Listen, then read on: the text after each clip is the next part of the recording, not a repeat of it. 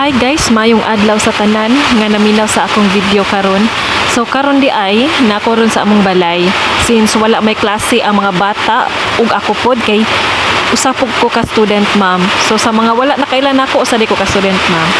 So inyo nakita dira guys nga naggunit kog pala ug nagpala ko sa yuta. Karon ako na siyang gibuhat kay kami naghimo man gud big CR. So para dili daghan buluhaton sa ako ang bana, ako ni buhat kay wala man koy klase karon, wala sa klase ang mga bata.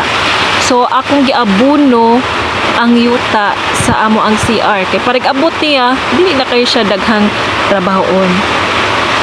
So karon guys kay na-realize nako jud diha medyo gikapoy nako ba.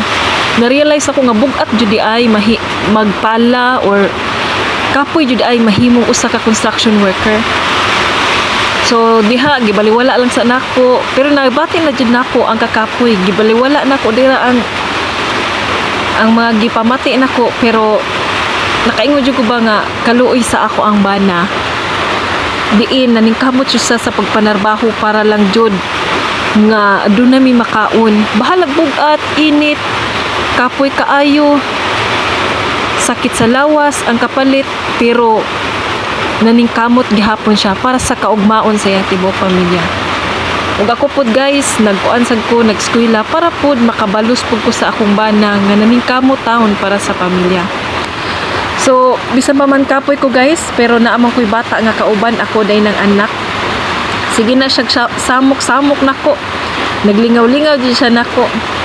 And nakita ninyo ako mga bukton, dagko kayo no. So, usa may gamit sa akong bukton kung dili na nako ipala. So, mao na siya. O, pasensyain na ang kanang ako ang lights guys kay nagkidlap-kidlap kay kun ana man gud ang amo ang adlaw gud magkidlap-kidlap na siya. Bitaw. So, nakaingon ko ba nga magpasalamat jud ang mga tao nga naa jud mga gitawag nga mga blue collar, mga construction worker, mga dili kay dagko kay sweldo. Magpasalamat ang mga tao ana kay ngano kung wala ni sila guys, kung wala ni mga trabaho guys, wala gayoy mohimo sa inyong balay no. Kung puro tatanan nga mga nakahuman og eskwela, what if kung ang tanan ang kanang mga construction worker na himong engineer, naa pa bay mohimo og balay? Naay daghan mo plano kay na may engineer pero wala na mohimo. Lain sad kaayo engineer nga ako'y mohimo anang balay, dili jud ko mosugot kay na nagug ko'y nahuman no.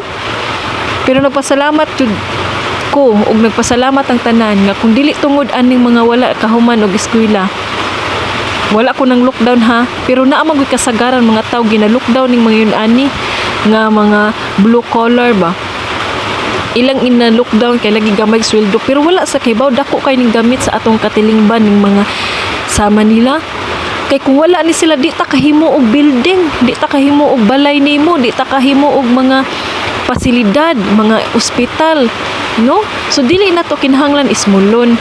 So mao nang lain mo sa kaayo kung maghimo tag balay, maestro atong pahimuon og balay, ganahan day mo nga himuon ta mo construction worker mohimo sa kong balay, di ka ko ninyo madukdukan sa inyong class record.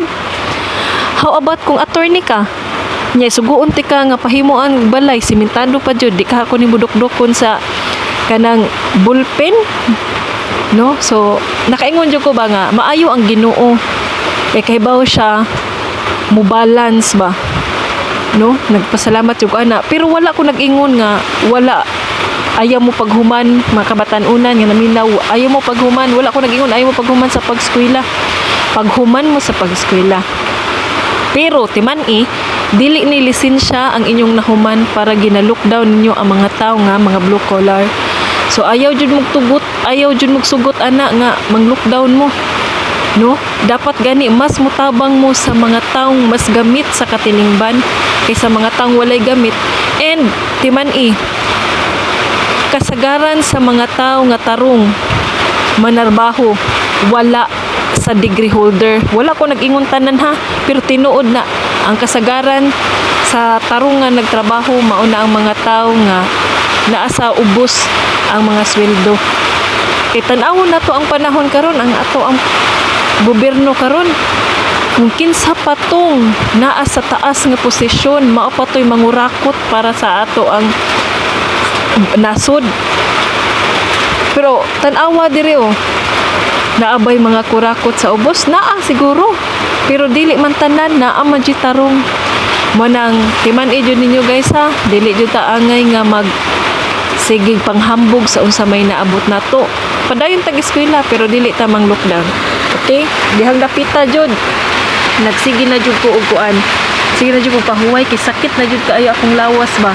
Kapoy nang mura kong nalipong, syempre kay niagaan na kog anak, so kapoy akong lawas, nalipong nako. Pero padayon nang jud gihapon ko. Kay ngano, mas maayo man gud nga magtinabangay mo sa inyohang asawa o sa inyohang bana. Kay aron nga mas mugaan gani ang inyong pagtrabaho. Dili kay pasagdan na ninyo ang usa nga magtrabaho. So mao na siya guys. Kapoy na jud kayo kung lawas dira. And sige lang gyapon kog bungkal para mabalik. Ug karon guys, mungadto nako sa babaw. Kay ako nang ipatag ang ako ang napala nga yuta didto. So ako na siyang gipatag-patag dira guys. Patag-patag na siya. Ya pagkahuman, ana kay ako pa jud na siyang barahon. Kay dili man na pwede nga di na barahon kay gabundok man na siya dira. So para mo patag jud na siya, ato jud na siyang barahon. So mao ra to guys, salamat sa pagtanaw, pagpaminaw.